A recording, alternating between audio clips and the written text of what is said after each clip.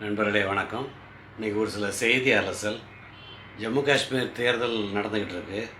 Article 370 remove பண்ண பிறகு ஜம்மு காஷ்மீர் மாநிலத்தை பிரித்து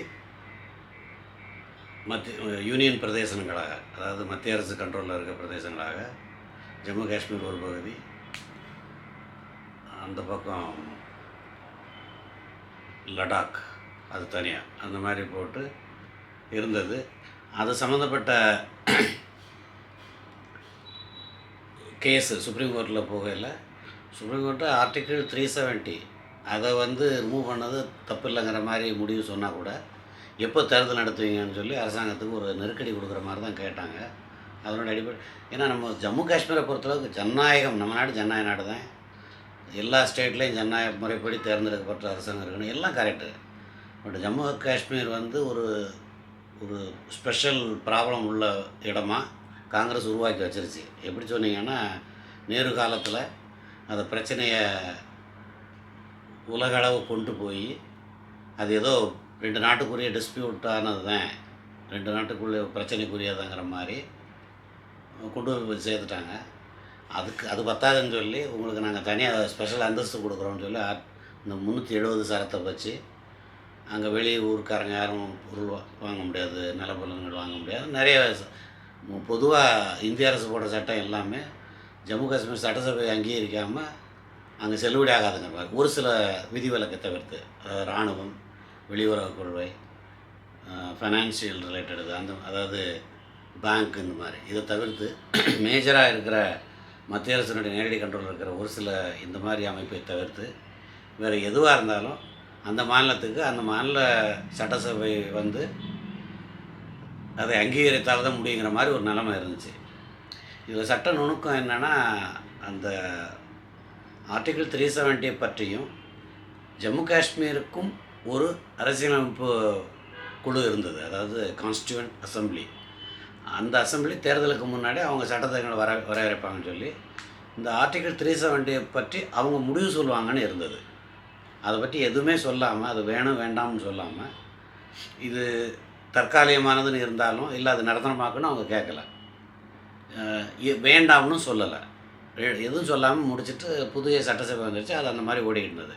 இப்போ டெக்னிக்கலாக இவங்க எல்லாம் கேட்ட பாயிண்ட் அது ஜம்மு காஷ்மீரினுடைய அரசியலமைப்பு சபை அதுதான் முடிவு. அந்த சபையே கிடையாது, அது இருக்கிற காலத்தில் அவங்க வேலையை செய்யலை. நம்ம நாட்டுக்கு பாராளுமன்றத்துக்கு தேர்தல் வர்றதுக்கு முன்னாடி நம்மளுடைய அரசியலமைப்பு உருவாகிறதுக்கு அரசியலமைப்பு குழு அப்படின்னு சொல்லி உருவாக்கி அவங்க தான் இதை பண்ணாங்க.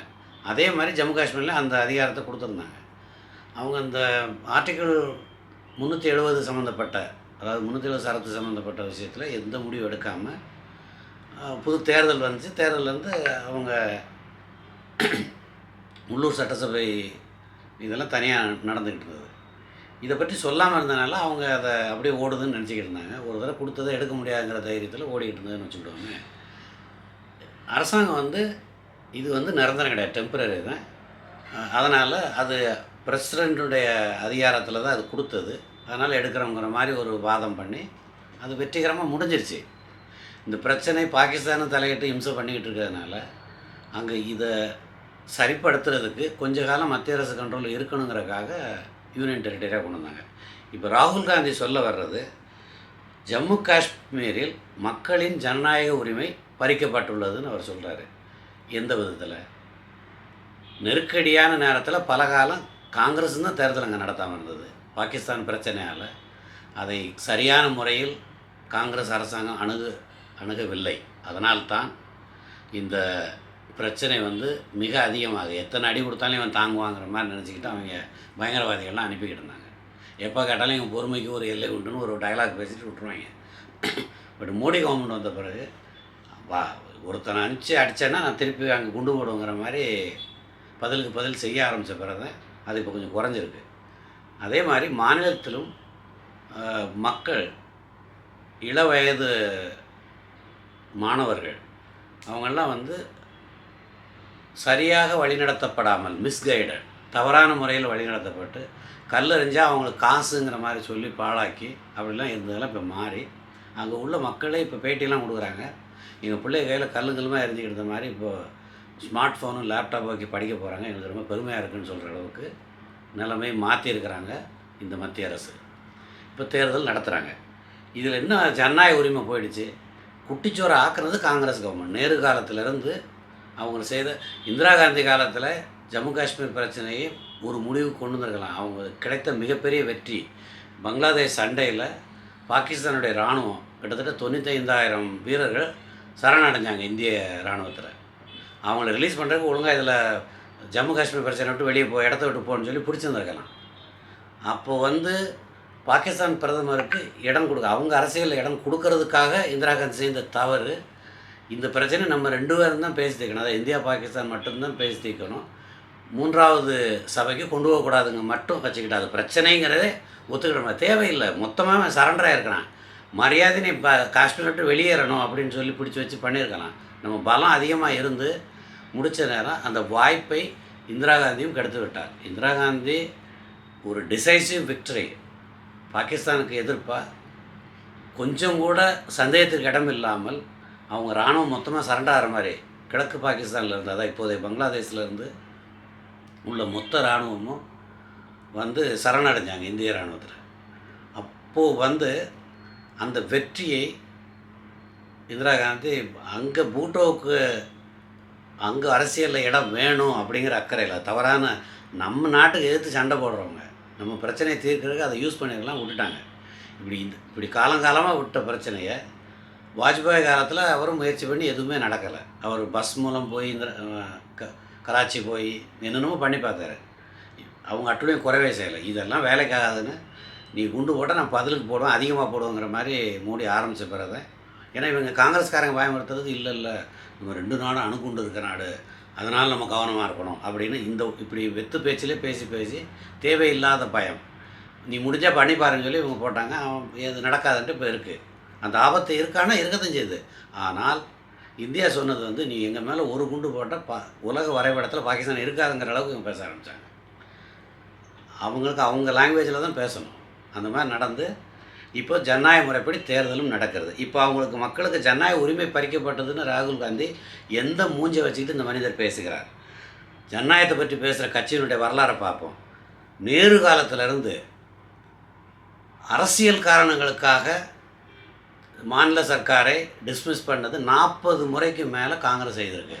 அதில் 1-2 நியாயமாக இருக்கும். நான் இல்லைன்னு சொல்ல. ஏன்னா இப்போ கருணாநிதி கவர்மெண்ட்டை டிஸ்மிஸ் பண்ணதெல்லாம் ஒன்று நம்ம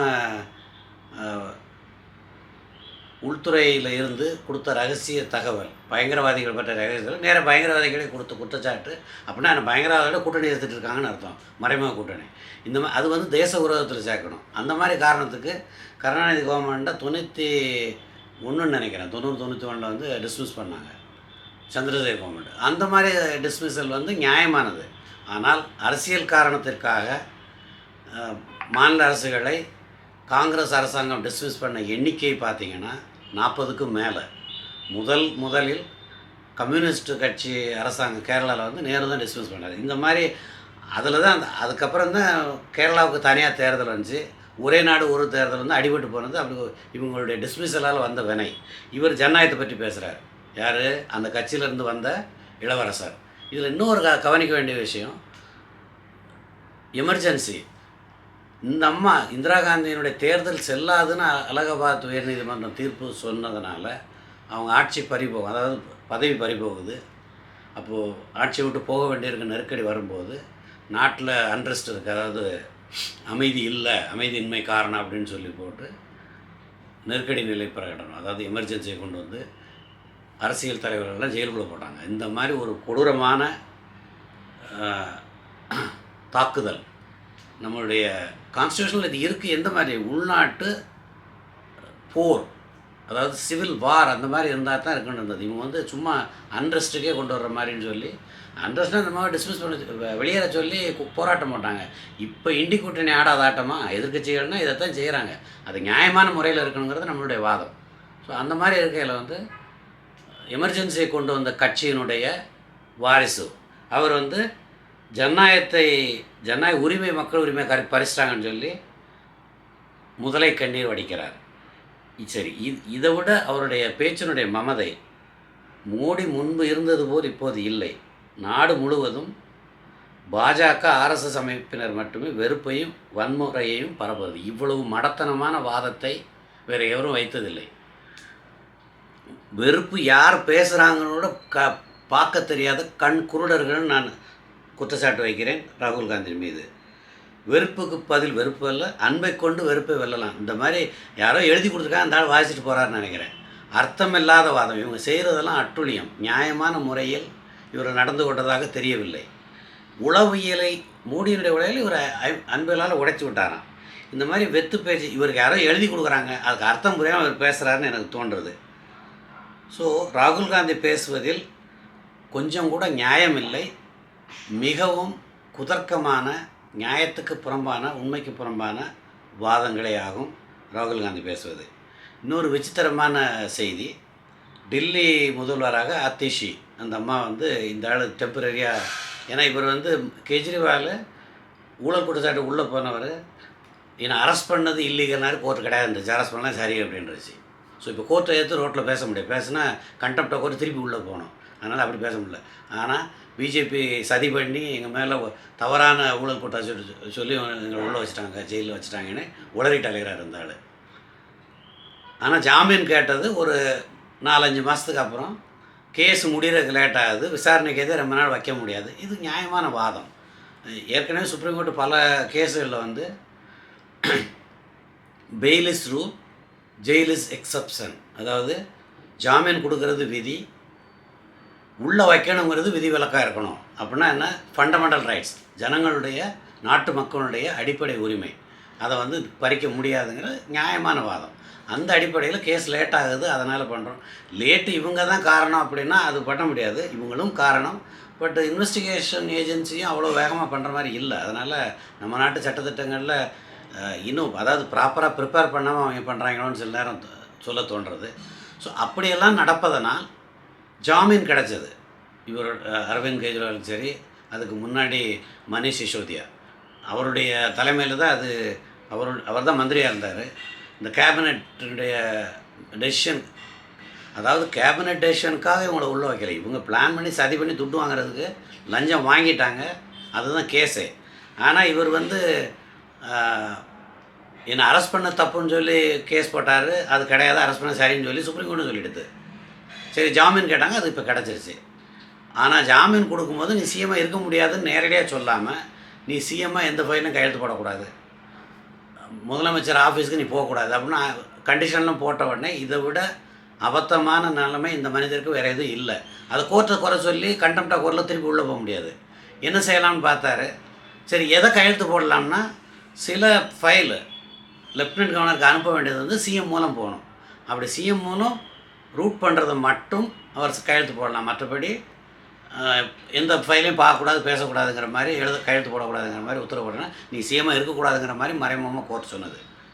நான் ஏற்கனவே பல வீடியோக்குள்ளே சொன்ன மாதிரி, முதலமைச்சரோ அல்லது மந்திரியோ இந்த மாதிரி தீவிரமான குற்றத்துக்கு கைது செய்யப்பட்டால், பதவியில் இருக்கும்போது கைது செய்யப்பட்டு 2 நாள் ஜெயிலில் இருந்தால் அவங்க பதவி விட்டு வெளியே போய் ஆகணும் அப்படிங்கிற மாதிரி சட்டம் கொண்டு வந்தால்தான் இந்த மாதிரி கேவலங்கள் நடக்காமல் தடுக்க முடியும்.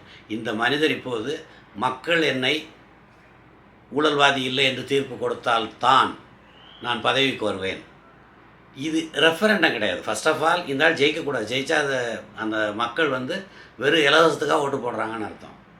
ஏன்னா இவன் என்ன, இந்த மனிதன் என்ன பேசியிருக்கிறாருன்னா, நாங்கள் ஊழல்வாதியாக இருந்தால் இலவச பஸ் எப்படி கொடுத்துருப்போம், இதுக்கு அதுக்கு என்ன சம்மந்தம் இருக்கும்? நீ மதுவான ஊழலில் துட்டடிச்சங்கிறது கம்ப்ளைண்ட்டு, நீ பெண்களுக்கு இலவச பஸ் பாஸ் கொடுத்தது இவர் நேர்மையாக இருக்க போய் தான் கொடுத்தாரான். என்னையா முட்டை தலைக்கும் முழங்காலுக்கும் முடிச்சு போடுற? அப்புறம் நாங்கள் ஊழல்வாதியாக இல்லாமல், அதான் நேர்மையாளர்களாக இருக்க போய் தான் இலவசமாக கரண்ட்டு கொடுக்க முடிஞ்சதான். இதெல்லாம் வந்து பொருளாதாரத்தை குட்டிச்சோறு பண்ணுறீங்க. தேவையான ஏழைகளுக்கு மட்டும் இதை வழங்குவது நியாயம் என்பது நம் கருத்து. எல்லோருக்கும் வழங்குவது வந்து சும்மா இது வந்து ஓட்டுக்காக நாட்டினுடைய பொருளாதாரத்தை சீரழிக்கும் வேலையை இந்த மனிதர் செய்து கொண்டிருக்கிறார். டெல்லி மக்கள் விழித்து கொள்ள வேண்டும். இவர்களை திருப்பி பதவிக்கு அனுப்பினால் அவர்கள் என்ன சொல்வார்கள்? நாங்கள் ஊழல் செய்ய வேண்டும். அது எடுபடாது. சட்டத்தின் முன் சட்டத்தின் படி இவர்கள் நிரபராதி என்று நிரூபித்து கொண்டு வர வேண்டும். இவங்க கையில் காசு இல்லைங்கிறது உண்மைதான். ஏன்னா கடத்திட்டு எல்லாம் இது ஹவாலா முறையில் பணம், ஹவாலாவே இல்லீகல் முறையில் பணத்தை வந்து லஞ்ச பணத்தை பூரா கோவா எலெக்ஷனுக்கு அங்கே இருக்கிறவங்க நேரம் அனுப்பி இப்போ அவங்க வாக்குமூலம் இந்த இடத்துல இருந்து பணம் வந்தது, எப்படி வந்ததுங்கிறத அவன் சொல்லணும். இப்போது கொடுத்த வந்து நான் இந்த மதுபானம் எங்களுக்கு லைசன்ஸ் கொடுத்தது தான் கொடுத்தோம்னு சொல்லி அப்ரூவராக மாறி கொடுத்துருக்கும் போது இதை விட வேறு இது சொல்ல வேண்டிய அவசியம் இல்லை. அதனால் இது கிளியர் கேஸ் தான். எங்கள் கையில் பணம் எடுக்கலை. நீ தேர்தலில் ஜெயிக்கணுங்கிறக்காக குறுக்கு வழியில் லஞ்சம் வாங்கி பண்ண மாட்டிக்கிட்ட. சரி, மற்றவங்களாம் செய்யலான்னா மாட்டிக்கிட்ட நீ, மற்றவங்க மாட்டணும். அதை வேணால் நான் நியாயமாக ஏற்றுக்கிறேன். ஏன்னா மாநில சர்க்கார் பெரும்பாலும் ஊழலில் தான் இருக்கிறாங்க. தமிழ்நாடு எடுத்துக்கிட்டால் இதுக்கு மேலே ஊழலாம் பார்க்க முடியாது தான் உண்மை. ஸோ அந்த மாதிரி இருக்கையில் வந்து இது இங்கே லெஃப்டினன்ட் கவர்னர் கேஸாக போட்டதுனால நீ மாட்டிக்கிட்ட, அப்படி வேணால் எடுத்துக்கலாம். ஆனால் சதி செய்து எங்கள் மீது ஊழல் குற்றச்சாட்டு சொல்லிவிட்டார்கள் என்பது அபத்தமான வாதம். இந்த மனிதர் ஜெயிப்பது நாட்டிற்கு நல்லதில்லை. அப்படியே ஜெயித்தாலும் ஊழல்வாதி இல்லை என்று மக்கள் சொல்லிவிட்டார்கள் என்று அர்த்தம் கிடையாது. இதில் வேடிக்கை என்னென்னா, இந்த அத்திஷி போடுற ட்ராமா, ஒரு சேர், இது சிஎம், இது வந்து அரவிந்த் கெஜ்ரிவால் வந்து உட்கார வேண்டியது, நான் ஒரு சைடில் ஒரு சேர் போட்டு உட்காந்துட்டுருக்கேன். என்ன கிறுக்குத்தனமான வாதம்! என்னென்னா பரதனா யார் ராமனுடைய ஆட்சிகளை பற்றி பேசுகிறதுக்கு இவங்களுக்கு என்ன யோக்கியதை இருக்குது? பரதனுடைய ஆட்சியா? பைத்தியக்காரத்தினுடைய உச்சம்னு நான் சொல்கிறேன். ஊழல் குற்றச்சாட்டில் ஜெயிலுக்கு போயிட்டு வந்தவங்க, கேஸ் நடந்துக்கிட்டு இருக்கு, விசாரணை கைதியாக இருந்தாங்க, இப்போ ஜாமீனில் வெளியே வந்திருக்காங்க, அவ்வளவுதான். சரி, ஜாமீனில் வெளியே வந்த பிறகு நான் நேர்மையானன்னு கொடுத்த பிறகு தான் நான் வருவேன். அதுதான் கோர்ட்டு சொல்லிடுச்சே, நீ வந்து சிஎம்மை சைன் பண்ணக்கூடாதுன்னு சொல்லி. திருப்பி நீ ஜெயிச்சு வந்தாலுமே கோர்ட்டில் கிளாரிஃபிகேஷன் வாங்கி நான் இப்போ புதுசாக ஜெயிச்சு வந்திருக்கேன், சிஎம்எல் கையெழுத்து போட முடியுமான்னு கேட்கணும். கேட்காம நீ பண்ண முடியாதுங்கிறது இன்றைக்கி சட்ட நிலை. ஏன்னா சுப்ரீம் கோர்ட் ஆர்டர் வந்து சட்டம். அப்படி இருக்கையில் மக்களை ஏமாற்றுவதற்கு ஒரு அளவு இருக்கிறது. அரவிந்த் கெஜ்ரிவால் என்ற அராஜகவாதி, இதை அந்த ஆளே சொல்லிக்கிட்டது, நான் பேசலை. நான் ஒரு ஆனர்கிஸ்ட்னு பெருமையாக பேசலை மனுஷன். அப்படின்னா அராஜகவாதி. இவர்கள் மாதிரி நம் நாட்டில் தலையிடுது பெரும்பாலான எதிர்க்கட்சிகள் வந்து குடும்ப கட்சி கொள்ளையடிக்கிறது, இந்த வேலையை தான் பண்ணுறாங்க. தமிழ்நாட்டில் சமூக நீதி பேரில் கூட்டுக்கொள்ளை அடிக்கிறாங்க, அவ்வளோதான். ஆளுங்கட்சி கூட்டுக்கொள்ளை அடிக்கிறாங்க. இதுதான் நடக்கிறது. அதனால் டெல்லியில் தேர்தல் நடக்கும்போது டெல்லி மக்கள் ஆம் ஆத்மி பார்ட்டி, அதாவது அரவிந்த் கெஜ்ரிவால் தலைமையில் தேர்தல் எதிர்கொள்ளும் கட்சியை நிராகரிக்க வேண்டும் என்பது நம் கருத்து. இவர் பணம் சம்பாதிக்க வரலையா, அப்புறம் எதுக்கு ஹவாலாவில் நீ டிரான்சாக்ட் பண்ண சொல்கிற? உன் கட்சிக்காரங்க பணம் வந்ததுன்னு சொல்கிறாங்களா? எங்கேருந்து வந்தது? இப்போ பிஜேபி மேலே குற்றச்சாட்டு இருக்குது, இந்த மாதிரி தேர்தல் பத்திரம் வந்து தவறுன்னு. இதெல்லாம் ரெக்கார்டு இருக்குது. நீங்கள் கேஸ் போடணுன்னா அதை வச்சே போடலாம், ஒன்றும் உங்களால் முடியல. நாங்கள் ஆட்சிக்கு வந்தால் போடுவோங்கிறது வந்து இப்போவே நீங்கள் ரெக்கார்டு ஆர்டிஐயில் வாங்கினதை வச்சுக்கிட்டு நீங்கள் கேஸ் போடலாமே. நீங்கள் நேரடியாக ரிலேட் பண்ண முடியலை. ஏற்கனவே இருந்த பெரிய தவறுகளை மாத்திரம் சொல்லி பிஜேபியும் இந்த விஷயத்தில் தவறு செய்தது. அதை ஊழல் என்று சொல்ல முடியாது, தவறு. அந்த தவறை வந்து சுப்ரீம் கோர்ட்டு இப்போ தட்டிக்கிட்டு நிறுத்தி விட்டாங்க. நீங்கள் அந்த மாதிரி வாங்கினது பத்தாதுன்னு சொல்லிட்டு லஞ்ச பணம் வாங்கினீங்க. இப்போ அவங்களுக்கும் தேர்தல் பத்திரம் கொடுத்தது லஞ்ச பணம் என்று நிரூபிக்க முடியுமே. ஏன்னா நீங்கள் இப்போ கேஸ் போடலாமே. இந்த எந்த டிபார்ட்மெண்ட்டில் எந்த மந்திரி மூலம் லஞ்ச பணமாக வந்ததோ, ஏன்னா எல்லாம் ஆர்டிஐயில் நீங்கள் வாங்கியிருக்கிறீங்க, எஸ்பிஐயும் டீட்டெயில்ஸ் கொடுத்துருக்குது, அதை வச்சு நீங்கள் கேஸ் போடலாமே. நாங்கள் ஆட்சிக்கு வந்த பிறகுனா பழி வாங்குறோம். இப்போவே நீங்கள் வந்து எதிர்க்கட்சியாக இருந்தால் ஊழல் குற்றச்சாட்டுக்கு கேஸ் போட முடியாதுன்னு இந்த சட்டத்தில் இருக்குது.